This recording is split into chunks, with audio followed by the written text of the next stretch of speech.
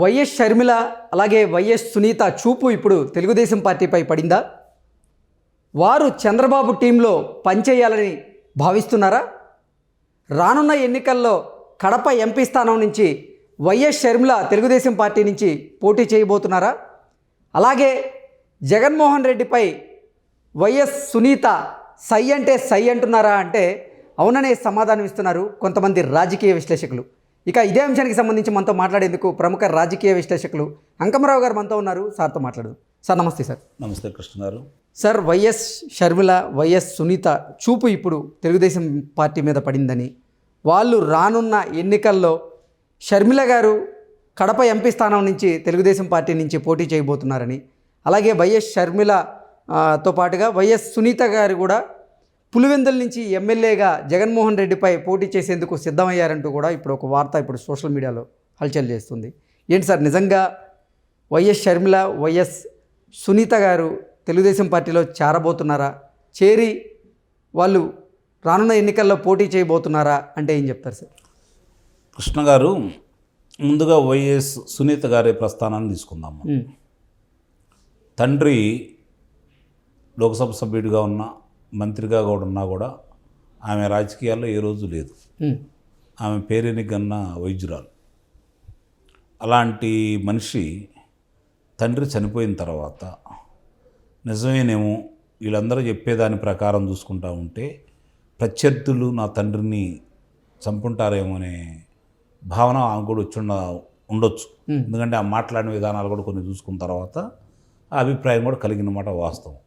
కానీ జరుగుతున్న పరిణామాలన్నీ సిబిఐ వాళ్ళు వచ్చి విచారణ చేయాలని చెప్పని జగన్మోహన్ రెడ్డి గారిని కోరిన విధానం ఇవన్నీ చూసుకున్న తర్వాత నిజమే కావచ్చేమని చెప్పని భావించింది ఆమె.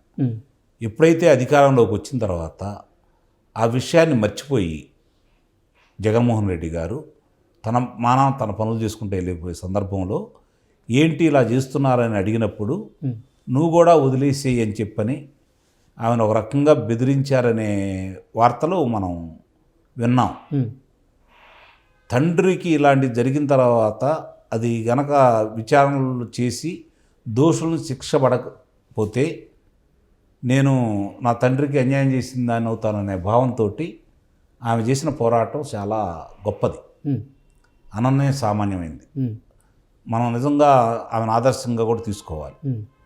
ఈ రోజుల్లో అక్కడ ఆ ప్రాంతంలో రాజశేఖర రెడ్డి గారికి బాగా ఇష్టమైన తమ్ముడు, అలాగే రాజశేఖర రెడ్డి గారు రాష్ట్ర వ్యాప్తంగా పర్యటన చేసేసి ఈరోజు ఇంత పేరు తెచ్చుకోవటానికి ఆయన నియోజకవర్గాన్ని వదిలేస్తే నియోజకవర్గాన్ని కంటికి రెప్పలా చూసుకుంటూ రోజు రోజుకి దాని బలాన్ని పెంచుకుంటూ వెళ్ళాడు తప్ప ఎక్కడ తగ్గించినటువంటి వివేకానంద రెడ్డి గారు ఆ కుటుంబానికి మరి తండ్రి తర్వాత తండ్రి స్థానం అయినటువంటి వ్యక్తి, అలాంటి వ్యక్తికి హత్య జరిగితే ఇతను చేసిన విధానం చూసిన తర్వాత, వాళ్ళు మాట్లాడిన విధానం ఆమెకి అర్థమైన తర్వాత ఆమెకు ఒక నమ్మకం కలిగింది.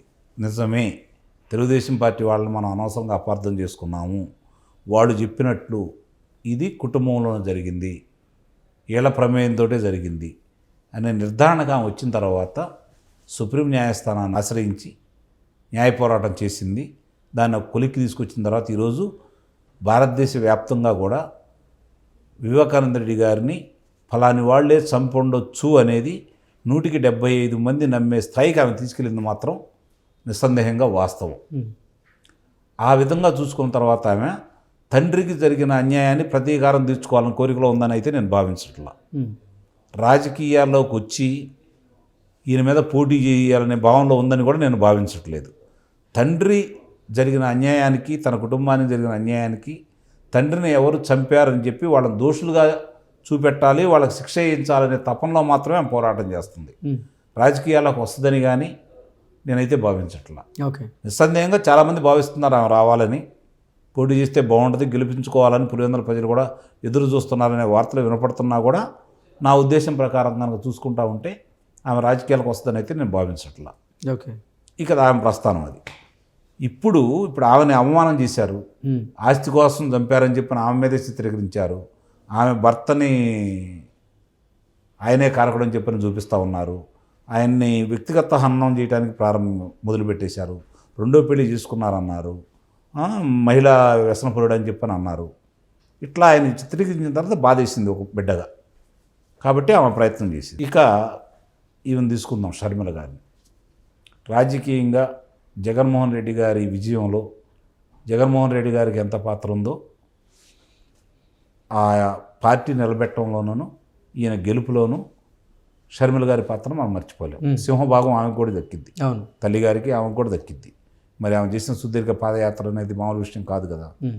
ఇవన్నీ చూసుకుంటా ఉన్న తర్వాత ఆమె విభేదించి, సహజంగా ఏమనుకున్నారంటే అన్నతోడు విభేదిస్తుంది అన్నప్పుడు, పార్టీ పెడుతుంది అనుకున్నప్పుడు ఆంధ్రాలో పెడుతుందేమో అని చెప్పి చాలామంది భావించారు. ఎందుకంటే అక్కడ కదా అన్న మీద కదా పోరాటం చేయాలని చెప్పి ఆలోచించారు. కానీ ఆమె వచ్చి తెలంగాణలో పార్టీ పెట్టింది. అప్పుడు ఏమనుకున్నారంటే, నా బొడ్డాడు కూడా ఏమనుకున్నారంటే వీళ్ళిద్దరూ ఒకటే, కావాలని రాష్ట్రాలు పంచుకున్నారు అనే భావన వ్యక్తమైంది. ఆయన బండి సంజయ్ గారు కావచ్చు, లేకుంటే రేవంత్ రెడ్డి గారు కావచ్చు, వాళ్ళకి ఏమాత్రం తీసిపోని విధంగా ఇక్కడ కేసీఆర్ గారి మీద పోరాటం చేసిన వ్యక్తి మాత్రం షర్మిల గారు. నిస్సందేహంగా ఒప్పుకోవాలి మనం ఆ విషయం.